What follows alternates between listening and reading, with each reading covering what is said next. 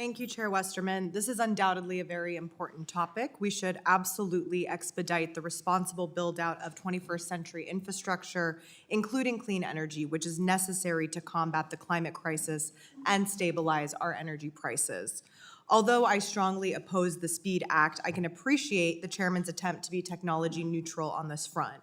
But while the chairman might be, this administration is not.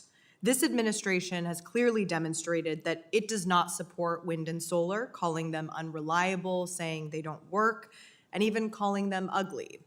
But this is not where the American people are on this issue. The American people recognize that the climate crisis is real, and they believe that true energy independence will be achieved through homegrown, clean energy developed through American innovation and built by our union workforce.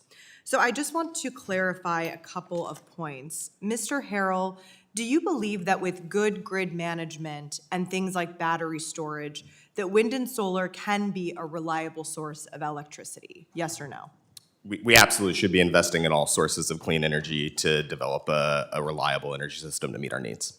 Thank you. Mr. Hochman, do you believe that with good grid management and things like battery storage, that wind and solar can be a reliable source of electricity? I do. Thank you. Mr. Loris?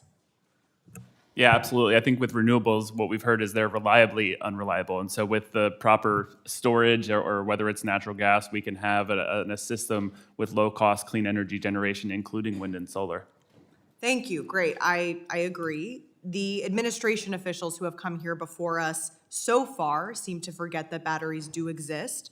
But I'll move on. Mr. Harrell, do you agree that fully permitted and reviewed energy projects, let's use offshore wind as an example, that are mere months away from providing affordable, reliable power to the electricity grid should be allowed to finish construction?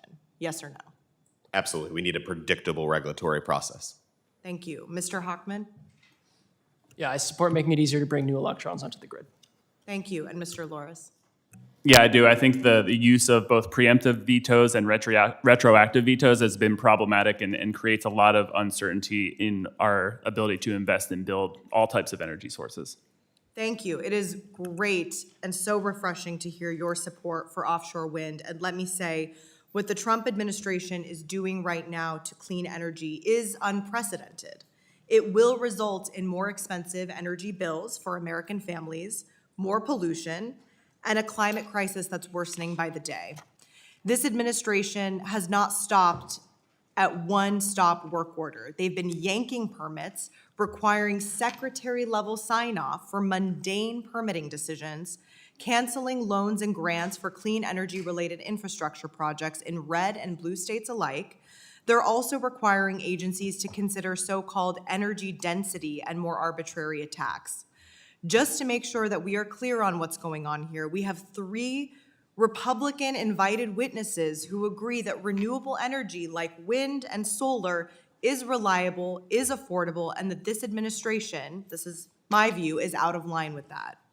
And yet no one on the other side of the aisle seems to be willing to stand up and to refute the outrageous claims of the Trump administration and the full-scale attack on clean energy and affordability for Americans. It's outrageous. And I will just say, I don't see anything in this bill that will move the needle and help these clean energy projects move forward. If we want to have a serious conversation about permitting, we cannot ignore the elephant in the room. Thank you. I yield back.